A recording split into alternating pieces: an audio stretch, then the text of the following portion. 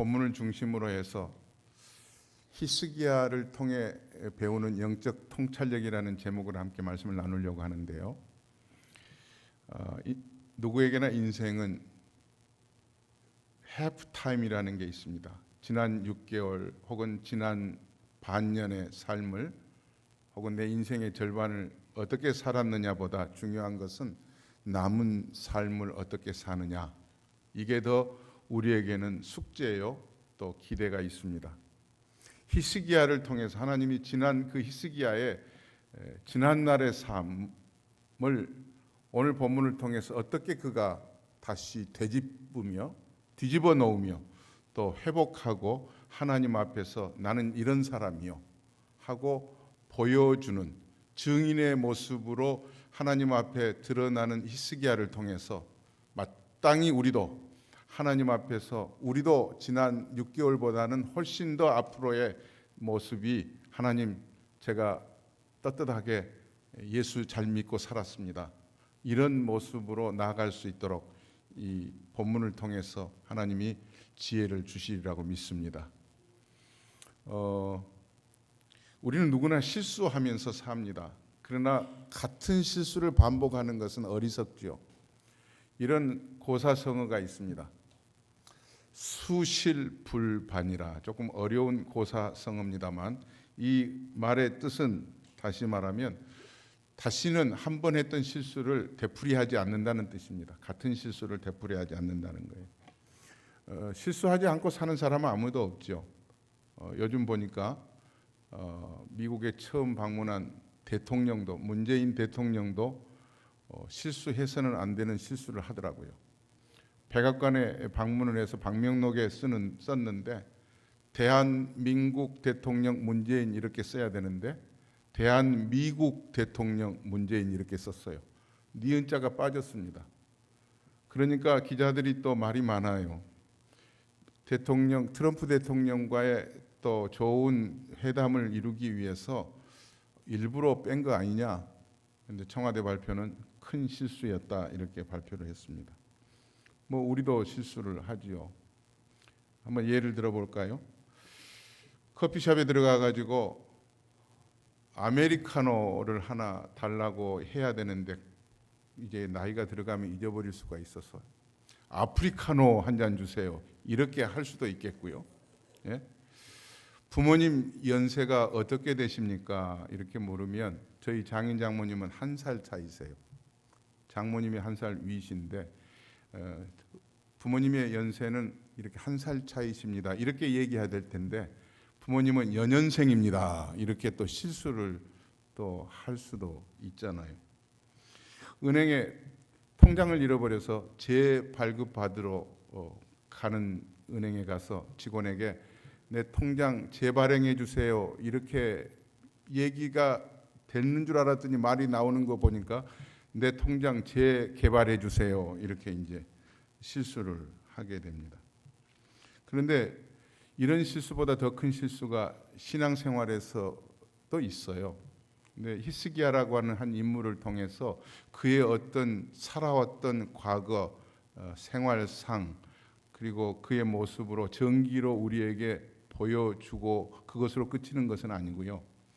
그 인물을 통해서 하나님이 어떻게 한 인간 히스기야를 꺼내놓고 그를 다루시며 그의 삶의 믿음의 현주소가 얼마만큼 하나님 앞에서 거룩한 삶으로 회복되고 있는가를 우리에게 보여주고 싶으셔서 이 인물을 여기에 등장시키고 있는 거예요. 마찬가지로 하나님의 구속의 역사를 보면은 창세기에서부터 이어진 모든 삶이 우리도 앞으로의 6개월이나 남은 생에 각 개인을 우리에게 이 땅에 우리를 이 땅에 놓으셔서 마치 히스기야를 다루시는 것처럼 환경과 생활의 여러 가지 크고 작은 여건들에 부딪혀 가면서도 어떻게 예수 믿는 사람으로 하나님 앞에서 그리고 많은 세상의 증인들 앞에서 믿음의 모범이 되고 있는가를 하나님이 보여주고 싶으신 거예요. 히스기야도 마찬가지로 지난 과거는 아주 좋지를 않았습니다.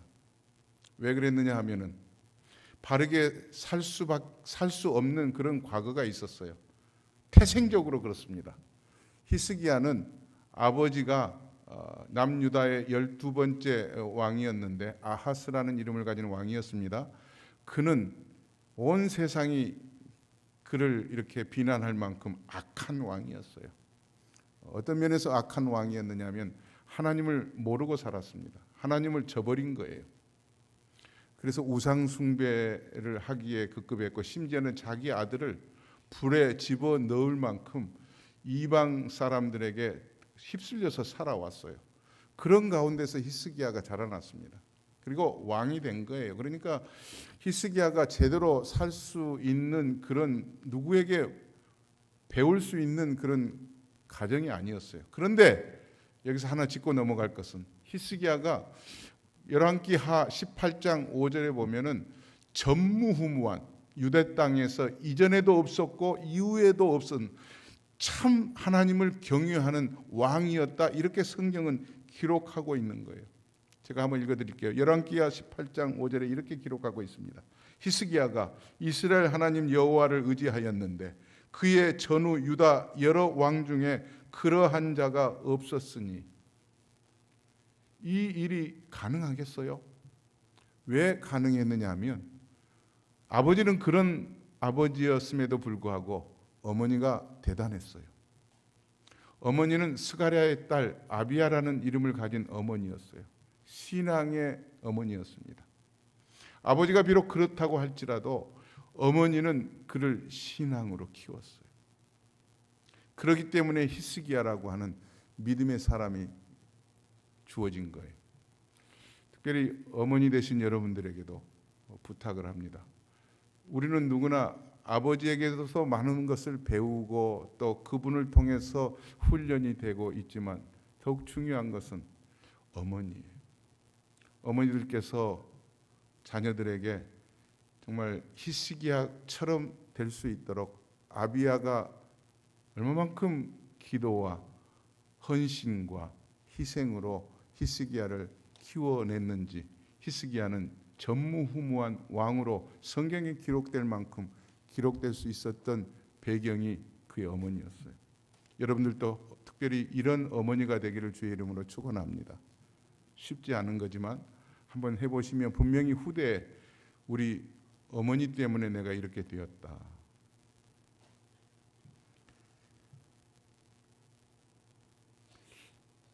히스기야는 갑자기 제 어머니가 생각이 나서 좀 울컥하네요. 히스기야는 그런 어머니 밑에서 자라났는데 어느 부분에서 크게 실수를 하게 되느냐 하면 신앙생활이 다 누구나 마찬가지예요. 한번 잘 들어보세요. 편안하고 좋고 뭐 안전하고 그럴 때는 신앙생활 누구나 저 사람 참 예수 잘 믿네, 그럴 수 있잖아요. 뭐 원하는 대로 잘 되고 직장도 승승장구하고 사업도 이만하면 됐고, 그럴 때는 그 사람의 신앙생활에 대해서 어떻게 값을 매길 수 있는 건 아니에요. 근데 히스기야가 통치했던 이스라엘 백성들이 갑자기 위기를 만납니다. 늘 용광로 속에 들어갔다 나와야 그 사람이 어떤 믿음의 소유자인가를 알 수 있듯이 당시 아수르라고 하는 적군을 통해서 하나님이 이스라엘 백성들을 다루십니다. 구약에 나타난 이스라엘 백성들을 하나님은 어떻게 다루시느냐는 우리가 너무 잘 알죠. 하나님은요, 이스라엘 백성들이 하나님의 뜻과 계획과 또 하나님의 주권 아래서 신앙생활을 잘 할 수 있기를 하나님은 기대하시는 거예요. 그렇지 못할 때 하나님을 모르는 이웃 나라를 멍둥이처럼 막대기처럼 사용하셔서 하나님의 백성들을 심하게 다루세요. 때로는 목숨을 잃게도 하시고 어려움에 직면하게 하시면서 하나님의 살아계심과 옳게 바르게 살지 않고는 견딜 수 없는 믿음의 사람들로 하나님은 만들어 가시는 거예요. 마찬가지예요. 이스라엘 백성들을 다루시는 하나님의 그 손길은 오늘 이 땅을 살고 있는 이 시간 앉아 계시는 저나 여러분들에게도 동일하게 적용하게 되는 거예요. 우리는 이스라엘 백성들을 다루시는 하나님처럼 하나님의 백성으로 우리는 살아가고 있습니다. 믿습니까? 우리는 하나님의 백성들이에요. 하나님이 이 땅에 두실 때는 성실하게 하나님의 주권 아래서 살아드리기를 하나님은 기대하세요. 복음의 증인으로 살기를 하나님은 요구하고 계시는 거예요. 외세의 어떤 압력에도 불구하고 세상의 여러 가지 유혹 앞에서도 하나님의 사람답게 살기를 하나님은 요청하고 계시는 거예요. 그렇지 못할 때 하나님은 이스라엘 백성들을 아수르를 통해서 그들을 험하게 심하게 다루신 것처럼 우리를 다루실 거라고요. 자, 히스기야 왕이 이스라엘 백성들이 잘못되었을 때 아수르로부터 첫 번째 공격을 받았습니다. 그때 히스기야 왕이 믿음을 지키면서 전전긍긍 하나님의 뜻을 살펴서 이루어 드리려고 몸부림을 쳤어요. 그런데 어려움을 겪고 나니까 위기를 만난 거예요. 어디까지가 히스기야 왕이 견뎌냈느냐 하면은 당시 선지자에게 위기를 만나면 선지자를 찾습니다. 이사야 선지자에게 요청을 했어요. 기도해 주세요. 도와주세요. 이사야 선지자가 하나님에게 묻습니다. 저 히스기야 왕과 이스라엘 백성들이 어려움을 겪으면서 기도를 하는데 하나님 어떻게 하라고 할까요? 이사야 선지자가 하나님의 음성을 듣고 히스기야 왕에게 전달을 합니다. 뭐라고 전달을 하느냐 하면 아무리 어렵더라도 믿음은 흔들리지 마라. 너희네들의 적군들이 무엇을 요청한들 거기에 마음 열어서 거기에 휩쓸리지 마라. 이런 그 하나님의 음성을 이사야 선지자의 입을 통해서 전달을 받는데 히스기야 왕이 그걸 못 지켜낸 거예요. 그래가지고 왕궁의 왕실의 곳간을 열어요. 그리고 아수르 왕이 요구하는 대로 모든 금, 은, 보화를 조공으로 전부 갖다 바쳐버립니다. 이게 히스기야 왕의 이스라엘 백성들을 통치하는 전반부의 대실패예요. 자, 조공을 바치고 아수르 왕과 타협을 하고 화해를 하면은 잘 될 듯한데 그게 잘 안 된 거예요. 신앙생활도 마찬가지예요. 우리의 가정생활도 그렇다고 봐요. 뭔가 조금 타협을 하고 좋은 게 좋은 거라고 하나님 잠깐만 눈 감아주세요 하면 될 것 같은데 잘 되는 것보다는 꼬이는 경우가 훨씬 많아요. 그래서 히스기야 왕이 마음을 가다듬습니다. 그리고는 정신을 바짝 차리고 우상 숭배에 했던 모든 것들을 다 타파해버리고 나라의 모든 흔들렸던 국가의 국기를 바로잡는데 힘을 다 쏟아 넣습니다. 가장 중요하게 여긴 것은 히스기야 왕의 마음속에 하나님 경외하는 그 믿음의 모습을 백성들과 함께 하나님에게 보이기를 간절히 힘쓰면서 나라를 바로잡아요. 그리고 오늘 본문에 이르게 된 거예요. 그래서 오늘 본문에 눈여겨볼 수 있는 귀절이 하나 우리에게 보여지고 그 중에 단어 하나가 우리 눈에 크게 들어올 수 있는 게 32장 1절 서두에 있는 귀절이에요. 자, 이 모든 충성된 일을 한 후에 이렇게 쓰고 있는 거예요. 이 모든 충성된 일을 한 후에 소설을 쓰는 작가라든가 시를 쓰는 시인들은 그 시가 의도하는 작가의 의도대로 표현되기 위해서 때로는 하루 이틀 몸부림을 치면서 거기에 적절한 언어 단어를 찾는 데 힘을 쏟는다고 그래요. 그래서 저자의 정서나 생각을 가장 간결하고 짧은 형태로 표현하려고 몸부림친다고 그러죠. 오늘 성경을 쓰고 있는 히스기야의 인생의 전반부 지난 날들을 표현할 때 이 충성이라고 하는 단어에 여러분 좀 이렇게 집중하시기를 바랍니다. 이 모든 충성된 일을 한 후에 충성이라는 단어를 쓰고 있는 거예요. 희생이라는 단어를 쓸 수도 있어요. 헌신이라고 하는 단어를 쓸 수도 있습니다. 그런데 왜 충성이라고 하는 단어를 썼을까? 이 충성이라고 하는 단어 속에 많은 의미가 내포되고 있는데 가장 큰 의미는 무엇이냐 하면 마치 정몽주가 한 왕을 섬기는 것으로 절개를 지키기 위한 그런 충절의 의미만이 아니고요. 국가를 위해서 희생하겠다고 하는 그런 군인 정신이 있는 그런 충성심, 그건 또 물론 아니고요. 가장 소중한 그의 충성은 사람이 뭐라고 하든지 간에, 이스라엘 백성들이 어떠하든지 간에 하나님이 어떤 것을 요구하시는지 헌신과 희생을 담아서 그가 모든 것들을 심혈을 기울였다고 하는 의미가 담겨 있는 단어가 충성이에요. 어디서 찾아볼 수 있을까요? 31장 20절과 21절 두 절에서 히스기야 왕의 충성의 삶을 우리가 두 절에서 찾아볼 수가 있는데, 성경을 같이 보시면서 읽어보겠습니다. 다 같이 읽겠습니다. 히스기야가 온 유다에 이같이 행하되 그의 하나님 여호와 보시기에 선과 정의와 진실함으로 행하였으니 그가 행하는 모든 일 곧 하나님의 전에 수종드는 일에나 율법에나 계명에나 그의 하나님을 찾고 한 마음으로 행하여 형통하였더라. 이게 그의 충성이라고 하는 단어를 하나님께서 성경에 기록해 놓고 우리에게 보여주시는 거예요. 히스기야의 충성과 같은 모습이 남은 6개월 피차 저나 여러분들에게 있기를 주의 이름으로 축원합니다. 이 충성, 그는 이 충성을 어떻게 했어요? 행하였어요. 행함으로 충성을 보여주었어요. 생각으로 한 거 아니었어요. 신앙생활은 때로는 생각으로 하기가 쉬워요.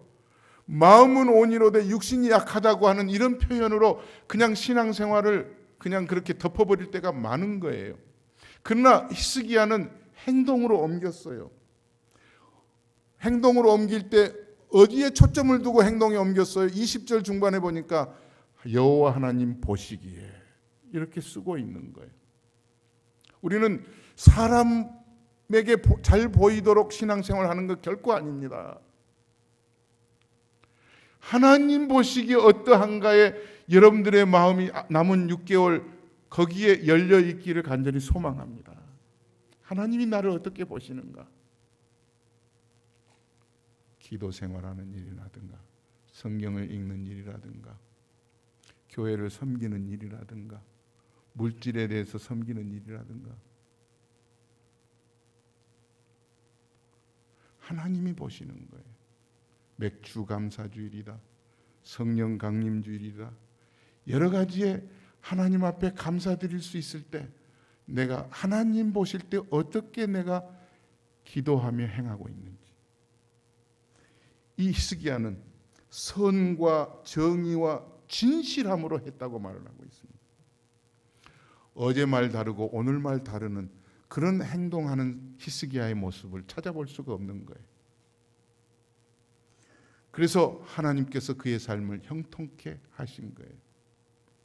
그러면 이렇게 이 모든 충성된 일을 한 후였으면 하나님께서 됐다 하고 이 히스기야 왕의 모든 정치에 대하여 나라를 통치하는 것에 대해서 하나님이 힘을 보태주실 수 있지 않았겠어요? 그런데 오늘 본문 이후에 큰 사건이 일어나고 있습니다. 뭐냐 하면 제2차 적의 침입이 있다고 성경은 기록하고 있는 거예요. 이게 무슨 일입니까? 자, 32장 1절을 다시 한번 그런 면에서 같이 1절 2절을 읽겠습니다. 시작. 이 모든 충성된 일을 한 후에 아수르 왕 사네립이 유다에 들어와서 견고한 성읍들을 향하여 진을 치고 쳐서 점령하고자 한지라. 히스기야가 사네립이 예루살렘을 치러 온 것을 보고, 여기에서 앞으로 짧게는 6개월의 우리의 믿음의 생활에 어떤 일이 있을 것인지 예견해 볼 수가 있죠. 예수를 잘 믿으면, 히스기야처럼 하나님 앞에서 충성된 모습을 보이면 뭐든지 잘 될 것이다. 아닙니다. 절대 그러지를 않아요. 하나님은 그렇게 내버려 두지 않습니다. 히스기야를 보면서 우리에게 하나님이 너네들도 이럴 것이다. 지금 믿음의 생활을 잘못하고 우상 숭배를 하고 교회를 빠지고 이렇게 신앙생활을 잘못하면 어려움을 당하는 것은 그렇다고 칩시다. 그런데 히스기야처럼 잘했는데 어려움을 당하는 것은 어떻게 해석할 수 있을까요? 여기서는 하나님이 히스기야를 테스트하는 거예요. 자, 이전에 네가 정말로 모든 충성된 일을 했어. 그런데 앞으로 한번 보자. 앞으로 저와 여러분들의 6개월도요, 이런 테스트가 분명히 지금 기다리고 있는 거예요. 여러분들, 거기에 대해서 분명하게 저는 말씀드릴 수 있어요. 각 개인마다 올 수도 있겠고요. 또 가정적으로도 그렇습니다. 그럴 때 오늘 해답은 분명히 성경에 기록되어 있고, 이렇게 할 때 저와 여러분들은 정말 승리하면서 훨씬 더 이스라엘 백성들을 하나님께서 도우시고 그들에게 가까이 계셨던 그 하나님이 여러분에게도 동일하게 함께 해 주실 줄로 믿습니다. 그러기 위해서 히스기야를 통해서 가장 중요한 영적 통찰력이 하나 필요해요. 자, 영적 통찰력은, 히스기야에게 주어졌던 영적 통찰력은 우리에게도 동일해요. 같이 읽어보시겠습니다. 영적 통찰력을 유지하는 비결은 내 인생을 향한 하나님의 목적을 놓치지 않고 계속 그분과 인격적으로 교통하는 것입니다. 정말 그래요. 이 1절에 있는 이 모든 충성된 일을 한 후에 이 부분을요, 현대어 번역에는 오히려 훨씬 더 우리가 이해하기 쉽게 이렇게 번역해 놓고 있어요. 그토록 귀한 일을 히스기야가 모두 수행하여 자신의 진실함을 하나님께 증명한 다음에, 이렇게 쓰고 있습니다. 그의 신앙의 진실함을 하나님 앞에 증명했어요. 그런데도 그에게 또 어려움이 닥칩니다. 어려움이 닥쳤을 때 히스기야는 이전과 달랐어요. 그의 마음 중심이, 심지가 굳어져서 7절, 8절을 자기 흔들리는 이스라엘 백성들의 신앙인들에게 이렇게 힘을 보태주고 있습니다. 자, 7절, 8절, 이게 해답이에요. 다 같이 한번 읽겠습니다. 너희는 마음을 강하게 하며 담대히 하고 아수르 왕과 그를 따르는 온 무리로 말미암아 두려워하지 말며 놀라지 말라. 우리와 함께 하시는 이가 그와 함께 하는 자보다 크니 그와 함께 하는 자는 육신의 팔이요 우리와 함께 하시는 이는 우리의 하나님 여호와시라. 반드시 우리를 도우시고 우리를 대신하여 싸우시리라 하며 백성이 유다 왕 히스기야의 말로 말미암아 안심하니라. 어찌 보면 우리도 이런 믿음을 가질 수 있을 텐데, 히스기야가 이렇게 담대하게 이 믿음을 갖게 된 것은 아수르의 조공을 바치라고 하는 요구가 없었을까요? 아니에요.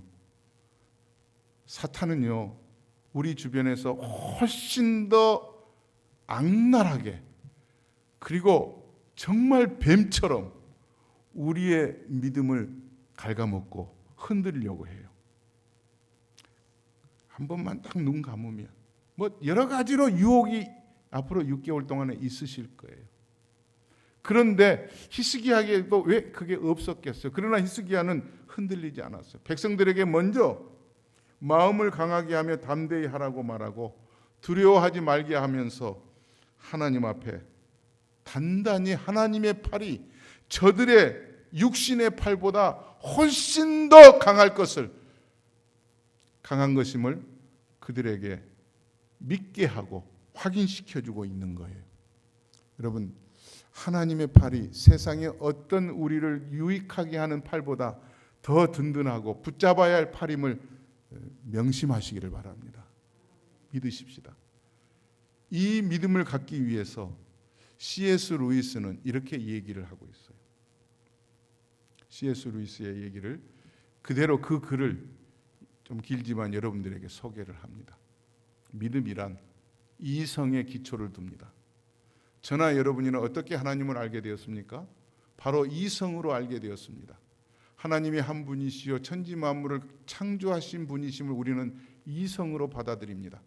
그리고 그분이 나를 위하여 자기 아들을 보내시고 십자가에서 우리를 구원하셨다는 것을 어떻게 받아들입니까?